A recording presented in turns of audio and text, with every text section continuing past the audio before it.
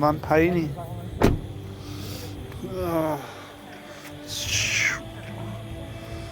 What the hell?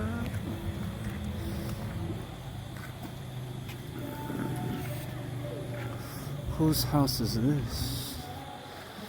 It's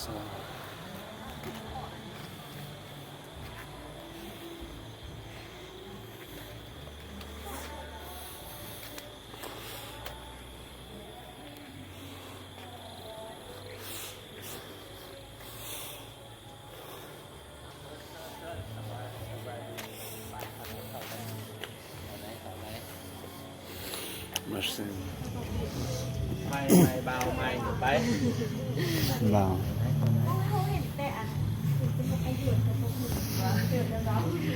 นางยืนจนว่า12 โมงป่ะแล้วนางอยู่ตรงว่าไอ้ยันนี่นี่สวัสดีสวัสดีได้ด้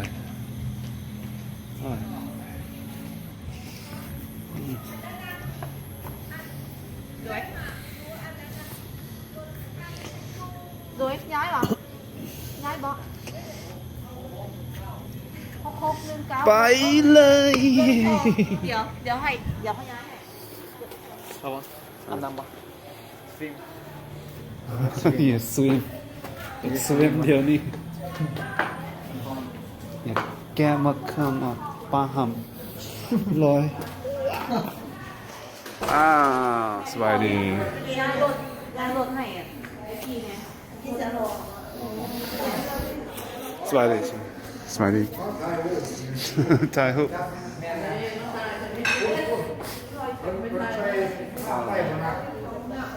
ถ่ายได้อ๋อได้สวัสดี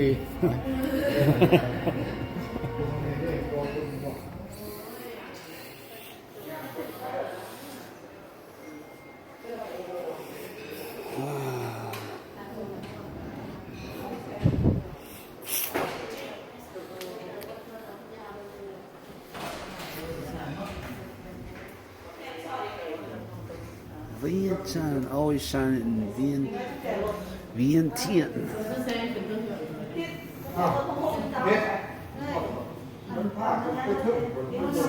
Hả?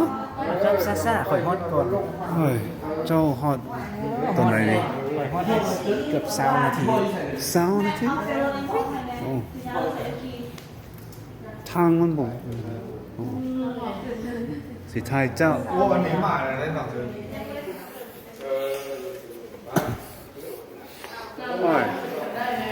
บ้านเฮาคือบ่มันคือแบบนี้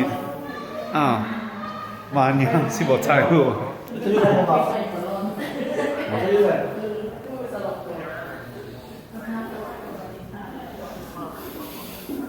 าเช็ดลึกมือหนึ่งง่ายมัน คือบ้านนี่ ห้องนอนห้องนอนไม่ปกเกมด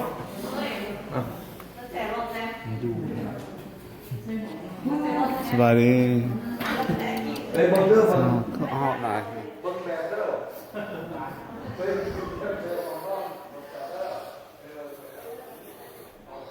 What the hell? It's like a palace.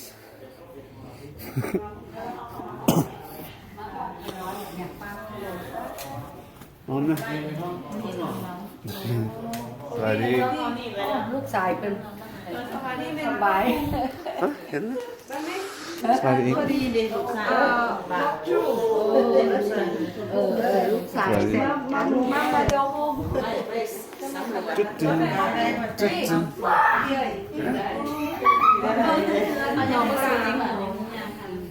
นลูกชายเลยลูกคนอาบน้ำเอาผ้าเช็ดตีน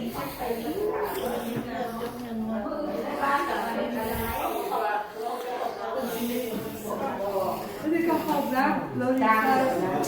บริษัทยูฟูนนั่นบ่ได้ป่านนี้เด้อยูฟูนจะได้เด็กนะ Is this your house? This is her house. ไปเบิ่งห้องลูกสาวเพิ่นนี่ไปไปเบิ่งห้องลูกสาวเพิ่น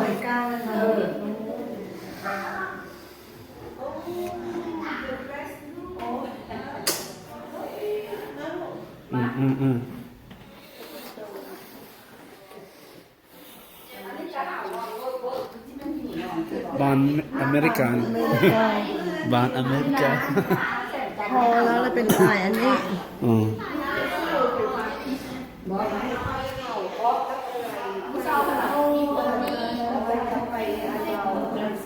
บ้านอเมริกาบนไฟบนลูกกระป่านอนลูกสาวแป๊มแล้วลูกชายเขาเคยละลูกสี่นะอ๋อ Whose room is บอบี้เจ้าของห้องนะ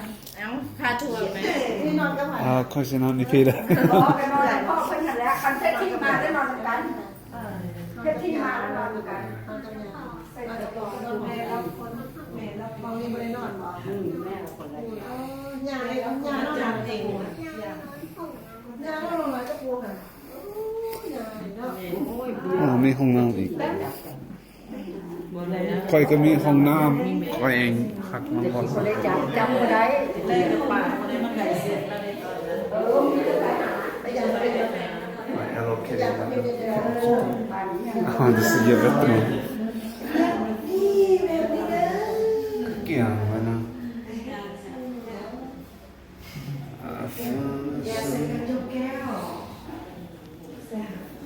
Ayun yung charge ko ba? Ayun, pempet na, stand,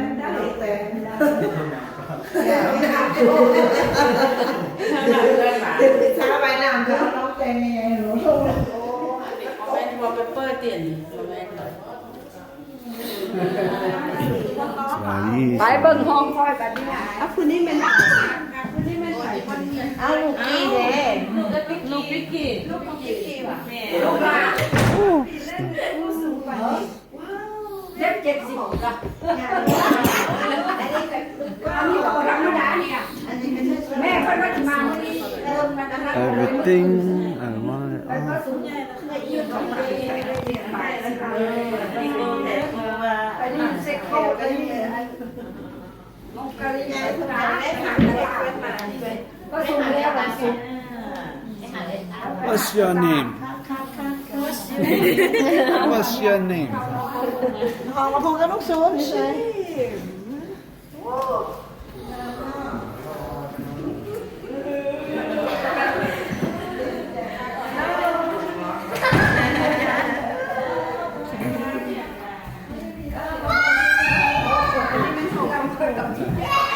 เป็น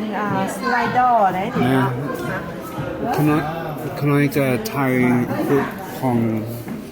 บ้านเฮานี่มันนอนน้ำปลาพุงได้ไหมได้นี่ปลาพุงที่นอนพิซซ่าจังใส่นอนพี่เลยนอนพี่เลยเนาะปลาพุงได้เมื่ออื่นมีไอ้สีเซรั่มมาทำปลาพุงในเกิดเจ็บหน้าแล้วแบบมีไอ้สีสมาร์ทเมื่อวานนี้ห้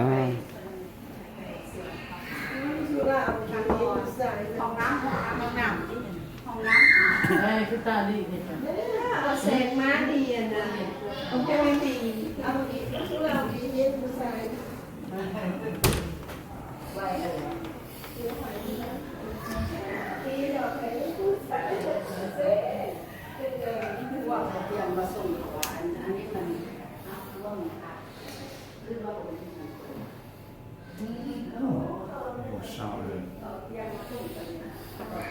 This is my house.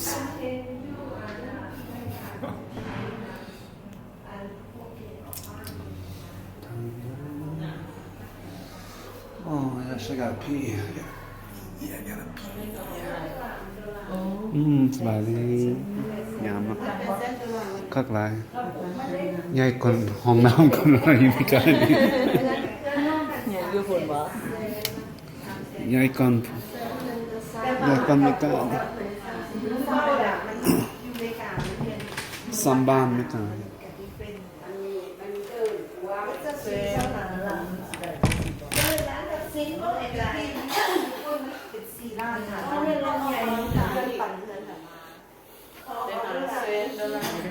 โอ้ยพวกเขาบอกทำพวกคนมีจะกีพุนะออกกำลังกายเนี่ยเขาบอกเขาบอกมันลอยน้ำนั่นนะเขาจะลอยอยู่อ๋อขอโทษหากมันยามก่อนบ้านจ้ะ เข้าแบบนี้นะเรียกอะไรกันมันมาขอโทษประโวมันมานี่น้ำกับบ้านเจ้า บ้านเจ้ายามอยู่ มันเคยเท่าล่าง ตัวนี้มันทำไม คนจะเท้านำก่อนบ้านจะเท้าหวาน อันนี้ออกไปนอกได้บอก ได้ออกกำลังกายแล้ว โอ้ครับก็ให้นายแน่สิออกยูทูบ เห็นบอกอันนี้เป็นลูกชายเพิ่นเฮ็ดบ้านลูกชายเพิ่น ดีไซน์ เป็น มา แม่เพิ่นว้าวนี่ แกสิกินลาบ อันเฮามีหันเป็น ก็จะ คนจะยังบนอีกเสื้อเสื้อคนผมมักคนย่างแล้วกับลงอาบน้ำให้แล้วกันเขาพูดได้แล้วทีนี้นะอันนี้ก็ Are we in Beverly Hills or something? นั้นอันนี้พวกใหญ่หลาย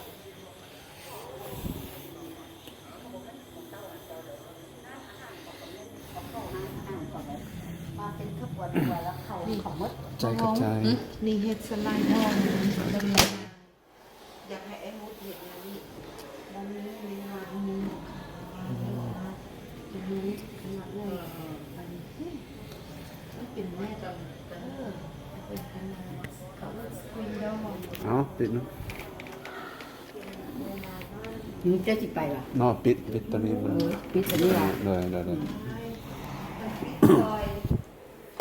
โอ้โหปิด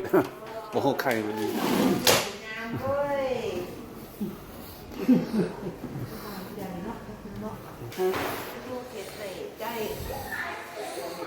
Hi who is that เบียร์ลาวอีกเนาะเอ้ย ว่าจะมาฮอดตรงนี้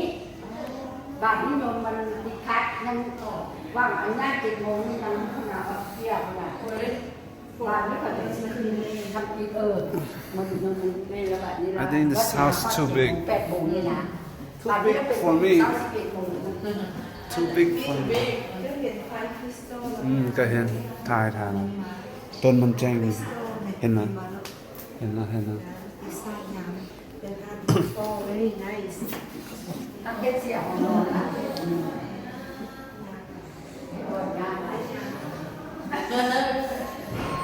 ระวังมาเด้อ ไม่ได้ซ้อมแล้วกับอันนี้การออกกำลังกายเนาะ ค่อยอันเนี้ยแล้วมีกันหัวล่างบ้านอีกแล้วนะค่อยเฮ็ดบ่เป็นอันเนี้ยค่อยเป็นตั้งเตาแก๊สธรรมดาของหลังบ้านข้างว่าคงกับเป็นอันเลิศเนาะท่านจะว่าเป็นหมอได้ไหมบอก ไก่ซ้ เนี่ยไม่ขึ้นขึ้นเหรอ โอ้เมื่อย บอก ลูกก็เลยเลื่อนล้างไงไปสู้กันอยู่กับไปมันไปแม่ยินสีห้าโอ้ยเมื่อยไปที่เราขึ้นอยู่ได้เป็นใจก็เป็นบน ำ What why is there so many chairs เป้าไปนะเศร้าไปนะเงินกระเป๋าเราละเมื่อยเอาเนี่ยไปได้เรียกเอาสบายดีสบายดี I'm gonna do it again just for fun มันขาดที่7 โมงไป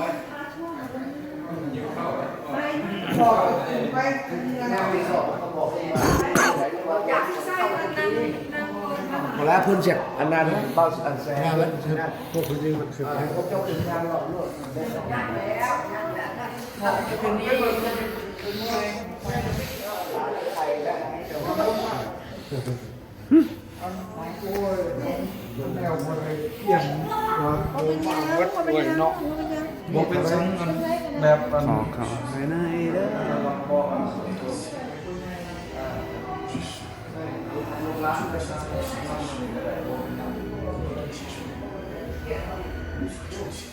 觉得我们这副书。